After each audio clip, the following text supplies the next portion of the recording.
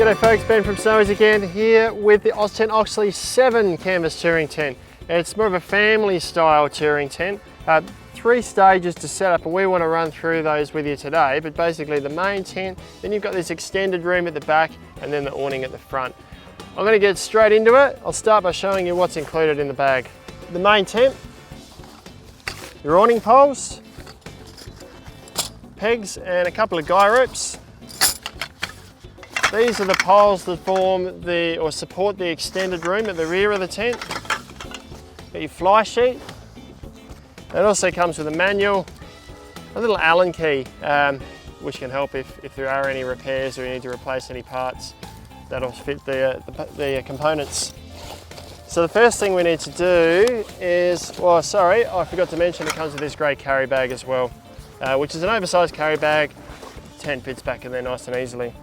First thing we need to do is spread the main tent out and peg all the corners out. So the tent comes with these compression straps, which are easily clipped off with just side release buckles.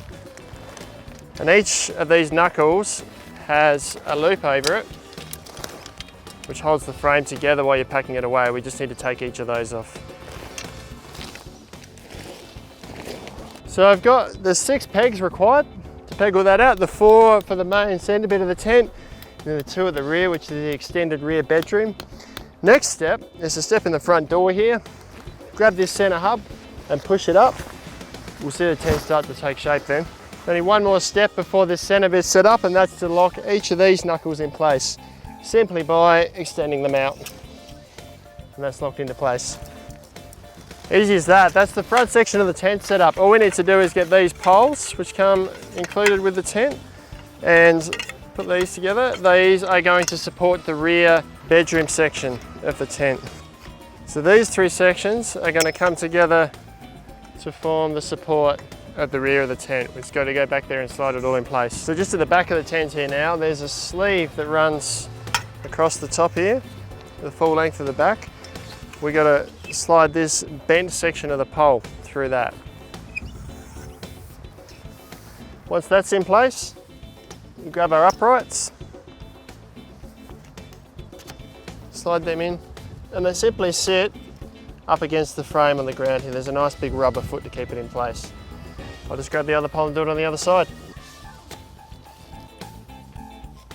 So that's the inner of the Oxley 7 mostly set up. We'll put the awning up in a sec. There's actually a lot of extra peg points around the base we could use if we wanted to, if we're going to, really bad weather. I'm not going to put them all in today. Now this awning's attached to the inner tent. We don't need to put the fly on to have an awning on it as it's set up. First though, I'll set this awning up, show you how it looks. To do that, we'll need a couple more pegs, the guy ropes that are included, and the 2 extendable awning poles. So that's the inner setup. Awning out. This awning has a lot of extra attachments for the complete panel system, which is an optional extra we don't have here for us today, but there's a zip that runs right around the sides and down the sides of the tent as well, and Velcro tabs that are all part of the attachment of those accessories. It also has extra eyelets halfway along the awning here, so you could set it up as a peaked awning, but you do need a ridge pole, which is another optional accessory to do that. Now, as I mentioned, this is pretty weatherproof as it is at the moment. If it's only light showers or it's nice weather, you don't need to set it up as it is. If it's particularly cold or you're expecting a lot of rain, certainly throw the fly over the top. It's easy to do. It's going to reduce condensation on those cold nights, and it's going to keep you drier if it is really heavy rain. The fly attaches simply with these tri-glide clips, which are located in, the other side of that is located in each corner of the tent. To orient it right, there are these letter codes. So B obviously goes with B, and there will also be an A, which goes here with A.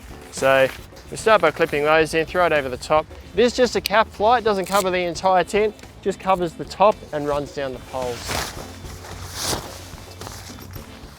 I've got the fly cap on now. It covers both the main tent and then the top of the rear bedroom back there.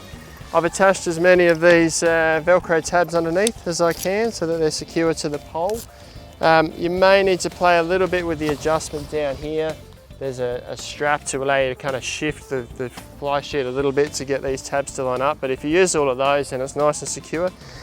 Now there are guy ropes all over the tent, both on the fly sheet and the inner tent. So there's a guy rope in a pocket here, which is attached to the fly sheet. And then underneath here, there's another guy rope that's actually attached to the inner tent. So they're on all four corners. Excuse me, I tell a lie, there's no, oh no there are, there's more guy ropes here on this corner.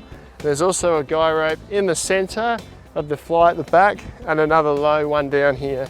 So if it was really windy weather, you could peg this out in a lot of places. It's gonna be a really sturdy tent. That's the Oxley 7 all set up. It packs up pretty easily too. I'm gonna reverse everything now and show you how easily it all goes back in the bag. First thing I need to do is pull all these down, roll this away, make sure I've got a door open and take the fly sheet off, and then we'll show you how the center frame collapses down. So that's probably the longest bit of the pack down. All the accessories are off, ropes are rolled away. All that's left are the pegs around the bottom and the frame that's up. To collapse this frame down, it's a one-step process really. I get inside and I grab the handle that's in the middle, I pull it down, that releases the hub at the top and also releases this knuckle so the poles will collapse down. Probably the only thing I'd warn you of is to be careful as you pull it. That frame does eventually kind of snap down. You don't want to be standing under it to get your head, so just keep your head away from the center. I'll pull the pegs out from the corners now and we'll fold the frame away. Now, to make this easier, make sure when you fold these legs up that you grab this bottom bit and use the loop to go over the knuckle of the main tent.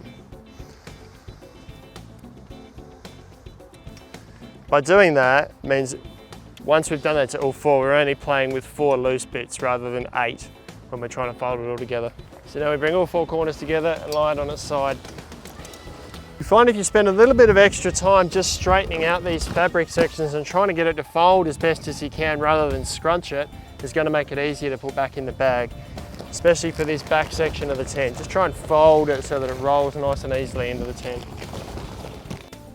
So I'm not going to lie, it was a bit of a wrestle to get this back in the bag, I guess because of that heavy duty PVC floor, but it's probably a small trade-off for that durability. My hot tip would be to make sure you fold that back room up into the frame a little bit before you lift all the corners up. Always tuck it underneath the frame and then it rolls up a bit easier. With 2 people it'd probably be a bit easier too, two lots of weight on there trying to squash it down further. But hey, that's the Oztent Oxley 7 pack up and set down. I reckon it's a great tent. You can pick them up off our website at lowest prices every day with free delivery Australia-wide at snowies.com.au. Thank you for watching guys, we'll see you next time.